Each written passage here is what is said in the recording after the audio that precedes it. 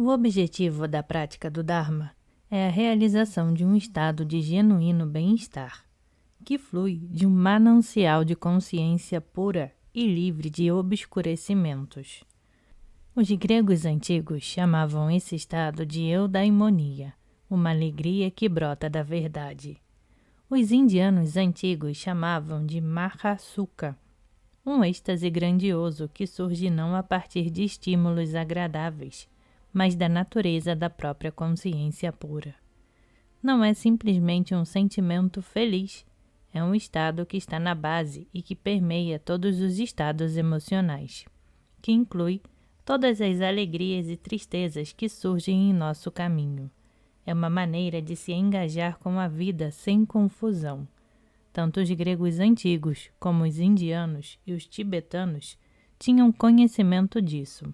É curioso não termos sequer uma palavra para designar esse estado no inglês moderno. Talvez tenha algo a ver com o fato de sabermos muito mais sobre doenças mentais do que sobre saúde mental. Há alguns anos, perguntei ao diretor do Instituto Nacional de Saúde Mental como a profissão médica definia saúde mental. Ele respondeu que não tinham nenhuma definição amplamente aceita porque não tinham dados suficientes.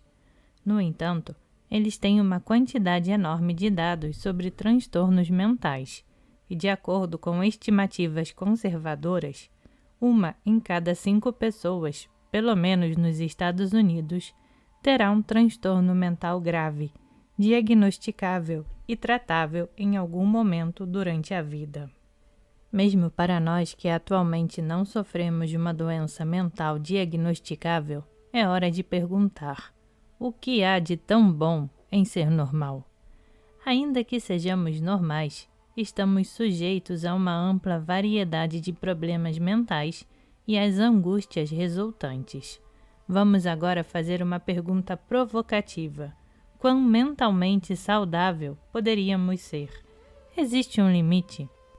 Em que grau de contato com a realidade teríamos que estar para alcançarmos a saúde mental suprema? Um caminho que vem sendo posto à prova há séculos é a prática do Dharma. E o que é Dharma? Um dos significados de Dharma é simplesmente verdade, especificamente aquelas verdades que, quando realizadas, levam a um estado de felicidade genuína e duradoura, que não depende de estímulos agradáveis. Em termos de bem-estar geral, o Dharma inclui verdades importantes sobre dieta, exercício e medicação, bem como prática espiritual.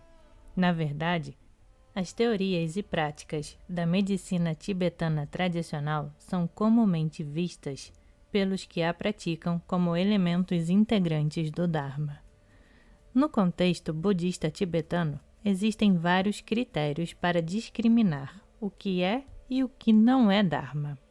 Um critério para Dharma é se uma teoria ou prática leva a um despertar espiritual. De um ponto de vista tradicional, outro critério para Dharma é qualquer coisa que sustente o despertar espiritual nesta vida ou além desta vida. Usando esse critério, há formas de conduta e formas de ver a realidade que são benéficas, além do contexto desta vida presente. Há um terceiro critério, muito pragmático para determinar o que pode ser considerado Dharma, que não depende da crença na iluminação ou na reencarnação. Segundo esse critério, considera-se prática do Dharma o engajamento com todos os eventos de maneira realista e favorável ao próprio bem e ao bem-estar dos outros. Quando as coisas estão indo bem, existe alguma maneira de se experienciar alegria e satisfação mais profundas? Quando as coisas vão mal, existe alguma coisa que possamos fazer para, ainda assim, melhorar nosso bem-estar geral? Maneiras de produzir realização e significado durante os inevitáveis altos e baixos da vida também são considerados Dharma. Esses 3 critérios definem o que é Dharma, mas não são exclusivos do budismo. O Dharma pode ser encontrado em caminhos não budistas e mesmo fora da prática religiosa. O teste para que uma prática ou teoria seja considerada Dharma é resultar em benefício durante as inevitáveis vicissitudes da vida.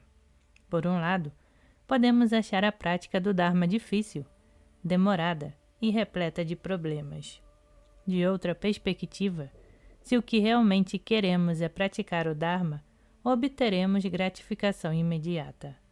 O Dharma pode ser praticado em qualquer momento, em ocasiões felizes ou quando estamos doentes. Podemos praticá-lo sempre que quisermos, mas se o Dharma for praticado apenas como um meio para um fim, como, por exemplo, obter mais dinheiro ou fazer com que as pessoas gostem de nós, então a gratificação será tardia. O que significa praticar o Dharma? Não é uma técnica, não é apenas meditar. Você pode desenvolver um repertório de práticas do Dharma para qualquer ocasião. Quando você começa a entender a riqueza e a diversidade da prática do Dharma, verá que mesmo quando estiver estressado, cansado ou deprimido, ainda assim poderá praticar. Mesmo quando estiver morrendo, você poderá praticar o Dharma.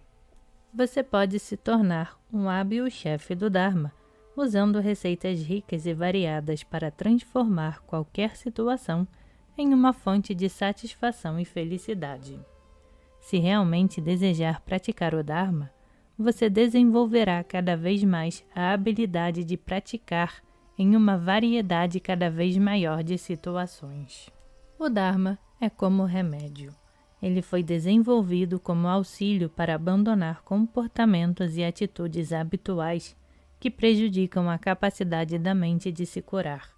Quanto mais você praticar o Dharma, mais ele permitirá que sua felicidade natural inata seja revelada.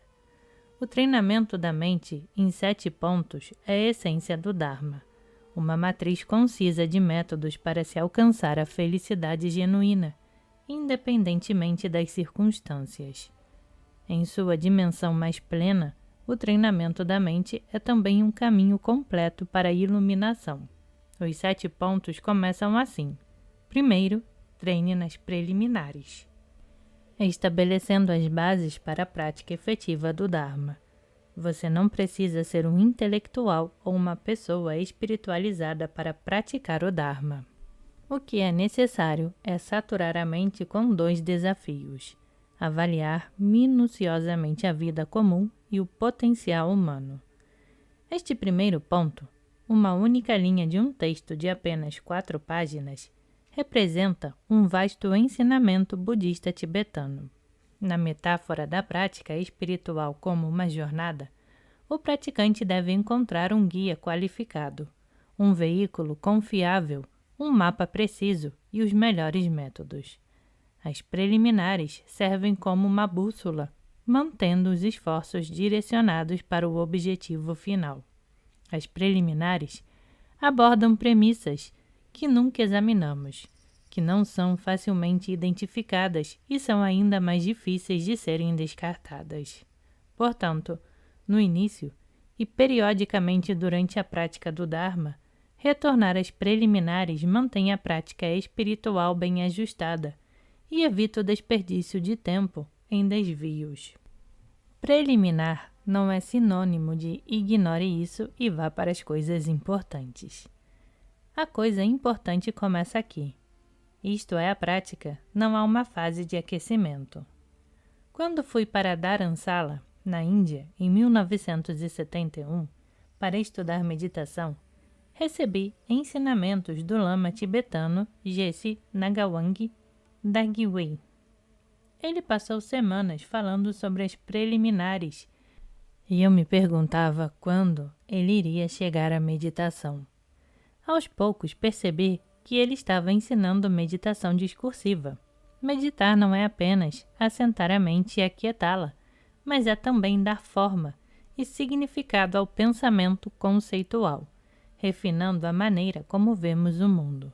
É a qualidade da prática das preliminares que determina, no longo prazo, se o que praticamos é o Dharma genuíno ou apenas algo que se parece com o Dharma.